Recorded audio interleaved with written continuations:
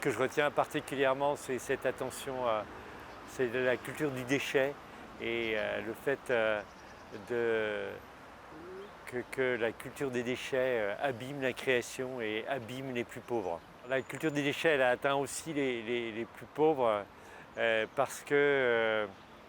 les plus pauvres, comme la nature, ne peuvent pas se révolter contre l'homme et taper du poing sur la table. Et donc ils sont sans voix l'un et l'autre. Et puis bien souvent les conséquences environnementales de nos maltraitances à la création atteignent d'abord les plus pauvres, tout particulièrement dans la situation de l'eau potable dont 25% de la population mondiale n'a pas accès, par exemple.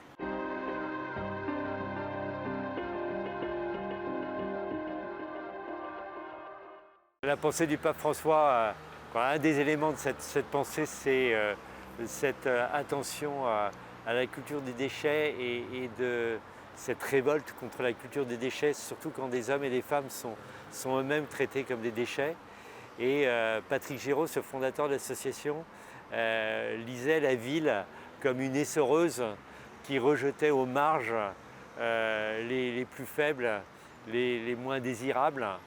aux yeux de la société, que ce soit les marges géographiques pour les plus pauvres qui sont obligés d'aller habiter loin des centres-villes, ou que ce soit les marges existentielles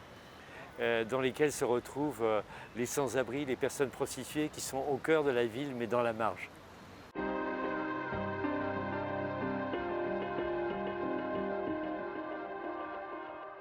On peut s'engager dans les plus pauvres en refusant cette marge, parce que dans l'amour de Dieu, il n'y a pas de marge, tout le monde est inclus dans l'amour de Dieu, et c'est un engagement à faire rentrer les plus pauvres dans la circulation de l'amour que Dieu désire entre nous. Quand le Créateur a voulu la création, il l'a voulu dans une parfaite harmonie. Malheureusement, le péché est venu casser cette harmonie, et en tant que baptisé ou en tant même que simple homme et femme à la ressemblance et à l'image de Dieu, on est invité à prendre soin de cette création et à retrouver cette image et cette ressemblance dans chaque personne humaine et dans chaque élément de la création.